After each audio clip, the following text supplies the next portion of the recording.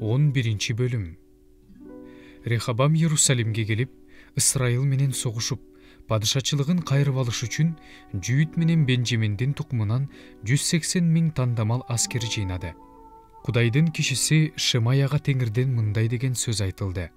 Жүйүт падышасы Сулаймандын уулу Рехабамга жана Жүйүт менен Бенжамин тукуму болгон бүт ысрайылдыктарга мындай деген: Теңир мындай деп айтты де: бир туугандарыңарга каршы чыкпагыла, алар менен согушпагыла, ар кимиңер өз үйүңөргө кайткыла. Анткени муну мен кылып жатам. Алар Теңирдин айтканына тил алып, Жаробамга каршы барбай, үйлөрүнө кайтышты. Рехабам Иерусалимде жашап турду. Ал Жүйүт аймагынын шаарларын дуалдар менен курчады.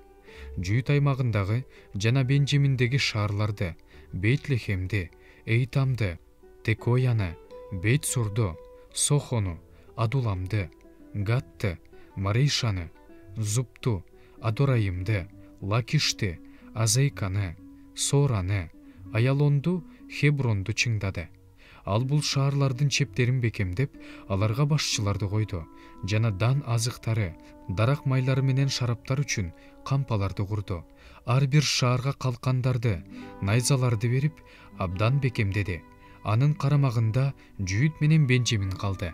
Ысрайыл жеринде турган ыйык кызмат кылуучулар менен лебилер ар тараптан ага келип кошулушту. Анткени лебилер шаарлардын жанындагы өздөрүнүн жайыттарын жана ээлик жерлерин таштап, Жүйүт аймагына жана Иерусалимге келишти. Аларды Жаробам менен анын уулдары Теңирге кызмат кылуудан четтетип, Жаробам өзү жасаган бийик жерлердеги бутканаларга да, текелерге да, букачарларга да буткана кызматчыларын койгон болчу. Лебилердин артынан Ысрайылдын баардык урууларынын ичинен Ысрайылдын Кудай Теңирин издеш үчүн жүрөгүн бургандар ата-бабаларынын Кудай Теңирине курмандык чалыш үчүн Иерусалимге келишти. Алар жүйүттөрдүн падышачылыгын бекемдеп, Сулаймандын уулу Рехабамды 3 жыл колдошту. Анткени алар 3 жыл дөөт менен Сулаймандын жолун жолдошту. Рехабам Дөөттүн уулу Жеримоттун кызы Махалатты аялдыкка алды. Махалаттын энеси Жышайдын уулу Элияптын кызы Абикейл эле. Абикейл ага Жеюш, Шемария, Зама деген уулдарды төрөп берди. Андан кийин ал Абышаломдун кызы Мааханы алды. Ал аялы ага Абиям, Атай, Зиза жана Шеломит деген балдарды төрөп берди. Рехабам баардык аялдар менен күң аялдарынын ичинен Абышаломдун кызы Мааханы жакшы көрчү. Рехабамдын 18 аялы жана 60 күң аялы болгон. Алардан 28 уул жана 60 кыз төрөлгөн.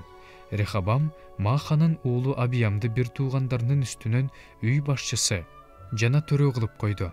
Анткени аны падыша кылгысы келди.